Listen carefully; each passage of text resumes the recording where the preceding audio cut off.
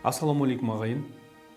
21 ғасыр адамның санасының жаңаша сатыға көтеріліп, үлкен жаңалықтар тасқынымен таң қалдырған дәуір шымылдығын ашып келеді. Осы ақпарат ғасырында ұлттық рух, қазақи құндылықтар біздің еліміздің санасының бүкіл болмасының өзегі болмақ керек. Қазақ халқының түп тамырында Аттила мен Томирис ханшайымның, бір кездері әлемді аузына қаратқан жауынгер сақ, ғұн тайпаларының қайнаған қаны мен өршіл рухы, қайтпас қайсарлығы тасқындап тұр емес пе?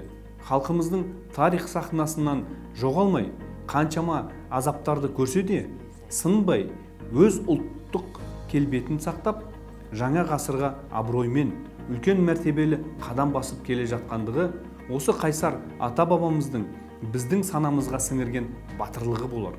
Қанмен бойға сіңген тектілік пен кемеңгерлік, даналық қасиеттері қазақтың мол әдеби мұраларында аққан дариядай тасқындап жатыр емес пе? Ұлттың ұлылығының ең елеулі өлшеуші тілі, тарихы және әдебиеті.